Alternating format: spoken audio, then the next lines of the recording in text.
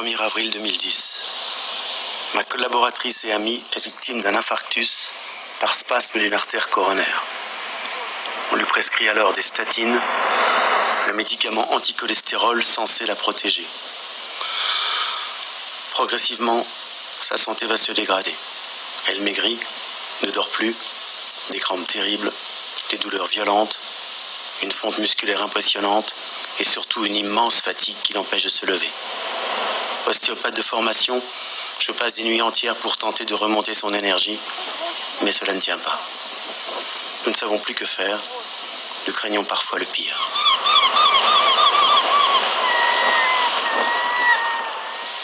Les semaines passent, terribles. Un jour, par hasard, un ami, le docteur François Lallemand, nous dit d'arrêter immédiatement les statines car c'est la cause de tous les problèmes. Ok, les statines sont stoppées. Effectivement, sa santé remonte peu à peu. 8 mois après, les nuits se sont apaisées. Le cœur s'est régulé, les crampes ont disparu, le goût à la vie est revenu, elle retrouve progressivement son autonomie, elle peut recommencer à faire des efforts physiques. Ce qui est terrible, c'est que mon ami mourait non pas des suites de la crise cardiaque, mais des effets secondaires des statines censées la protéger. Révolté, je me suis donc depuis plus que renseigné sur ce produit miracle. Pour certains chercheurs, c'est un véritable poison pour l'organisme. Les muscles, les os, le cerveau, le foie peuvent être gravement atteints par effets secondaires. On parle même d'Alzheimer et de démence sénile. Hallucinant. Nous tombons par hasard au salon Marjolaine sur le livre de Michel de Lorgeril sur le cholestérol. Il a confirmé en pire tout ce que l'on nous avait dit.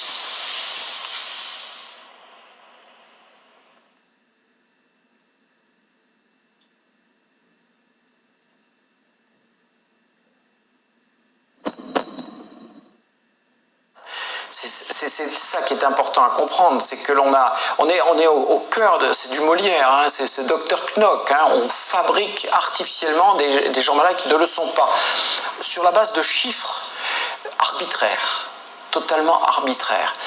Mais ça ne veut pas dire que les gens sont en bonne santé. Il y a 150 000 personnes qui décèdent chaque année en France d'un infarctus ou d'un accident vasculaire cérébral. Donc il y a quand même des gens qui sont malades. Et la question, c'est qu'est-ce qu'il faudrait faire pour l'empêcher?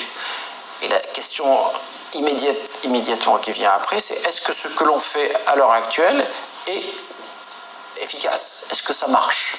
Est-ce qu'on a des données scientifiques qui permettent de dire voilà exactement ce qu'il faut faire? Et bien, tout le problème est là. Tout le problème est là. Aujourd'hui, on peut dire que la médecine scientifique est totalement au service d'intérêts particuliers, c'est-à-dire de l'intérêt des industriels et de l'agro-business, et par conséquent, elle n'a plus aucune autonomie de raisonnement.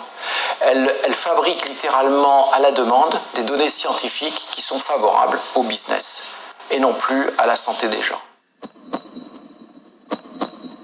Et il suffit de prendre un exemple. C'est le Mediator. Voilà donc toute une corporation qui n'a rien dit, qui n'a rien vu, qui n'a pas averti, qui n'a pas alerté, et on a les victimes. Mais encore avec le Mediator, on a une problématique que je qualifierais d'archaïque. C'est-à-dire qu'il n'y avait même pas de science sérieuse derrière les prescriptions du Mediator. C'est-à-dire c'est vraiment un industriel qui a laissé faire plus que construit un raisonnement pour vendre son produit. Avec d'autres médicaments, comme les médicaments contre l'hypertension artérielle ou les médicaments contre le cholestérol ou les médicaments contre les taux élevés de glucose, là on est dans d'une toute autre échelle, c'est-à-dire que les industriels et leurs alliés dans les universités, dans les laboratoires de recherche, etc., ont construit littéralement toute une histoire avec une base scientifique qui apparaît sérieuse, qui semble sérieuse. Et ce que nous, on a démontré, c'est que en fait, cette base scientifique, elle était absolument pas solide. C'est toute l'affaire du cholestérol et derrière des médicaments anti-cholestérol, d'un point de vue scientifique, ça ne tient pas la route. Nous allons pour commencer nous intéresser à une pilule que vous êtes nombreux à avaler quotidiennement.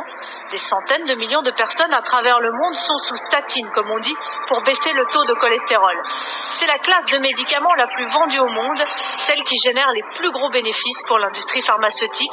C'est aussi celle qui fait l'objet d'une des plus grosses controverses médicales à l'échelon planétaire. Entre toxicité sous-évaluée et efficacité exagérée, peut-on encore faire confiance aux statines ? Le succès de cette classe de médicaments a pour origine une peur collective du cholestérol, une peur induite et amplifiée par d'habitude. On arrive à une identification de la population par son taux de cholestérol maintenant. Exactement, exactement. Dis-moi ton taux de cholestérol et je vais te dire de quoi tu vas mourir. C'est totalement arbitraire, c'est totalement spectaculaire, c'est marchandisé, ça ne repose sur aucune base scientifique. Il suffirait qu'au niveau d'un ministère, quelque part, d'une haute autorité de santé, et vous avez vu ce que valaient les hautes autorités de santé en France, que ce soit l'AFSAP et autres autorités de santé, à propos du Mediator. C'est-à-dire ça ne vaut rien. C'est-à-dire et encore aujourd'hui, ils ne savent pas comment procéder pour essayer de conseiller la population. Donc là, on est véritablement dans un contexte qui est tellement contaminé qu'on ne sait plus, et les médecins, il faut pas accuser non plus les médecins, parce que le médecin praticien, même un spécialiste, il ne sait plus où donner de la tête, il ne comprend plus. Car contrairement à ce que beaucoup de gens pensent, le cholestérol est une molécule vitale.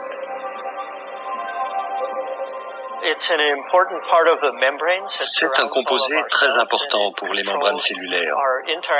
Le cholestérol entoure littéralement toutes nos cellules. Il contrôle nos interactions avec l'environnement et c'est également un précurseur pour de nombreuses hormones comme les hormones sexuelles, les œstrogènes. Le cholestérol est également un précurseur pour la vitamine D, une vitamine très importante. Finalement, on pense que le cholestérol contrôle l'activité de nombreuses protéines impliquées dans les échanges de signaux, dans la croissance de nos cellules, etc. Que serions-nous sans cholestérol ? Eh bien, un vertébré serait mort sans cholestérol. Un vertébré serait mort sans cholestérol. Un vertébré serait mort sans cholestérol. Même un spécialiste, il ne sait plus où donner de la tête, il ne comprend plus. Et donc, il va se référer aux autorités de santé, soi-disant au-dessus des intérêts commerciaux pour sa pratique médicale, et il fait malheureusement pour lui des erreurs, mais bien souvent, pas toujours, mais dans 90% des cas, c'est en toute bonne foi. Et donc, le médecin est aussi victime que le patient.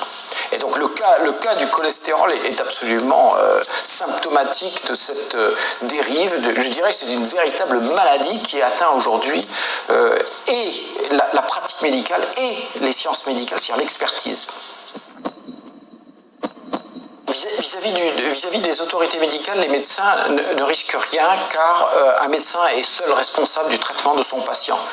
Ça, c'est un principe de base de la médecine. Par contre, un patient ou une famille peuvent se retourner contre un médecin en lui disant « vous n'avez pas fait correctement votre travail, vous n'avez pas respecté, on va dire, les recommandations générales de telle société savante, vous ne connaissez pas votre métier, vous faites mal votre métier ». Alors, il y a quelques années, c'était effectivement quelque chose que l'on pouvait craindre, mais aujourd'hui, il y a suffisamment de contestations dans la société, y compris par exemple les livres que j'écris ou les conférences que je donne, qui donnent la possibilité aux médecins de retrouver leur liberté, à condition qu'ils connaissent le problème, c'est-à-dire à condition qu'ils disent voilà, la société savante me dit que je dois faire ça, je le sais, mais je ne le fais pas. Parce que j'ai tel argument. Ce patient ne convient pas, le médicament que l'on me donne, que l'on me dit de donner, je ne le veux pas, ou bien je ne reconnais pas comme valide les recommandations officielles de ces conférences de consensus, qui d'ailleurs sont extrêmement critiquées aujourd'hui de tous les côtés, parce qu'on sait que les membres de ces conférences de consensus ont des conflits d'intérêts, déclarés ou pas, et que par conséquent, en fait, ils travaillent pour le business.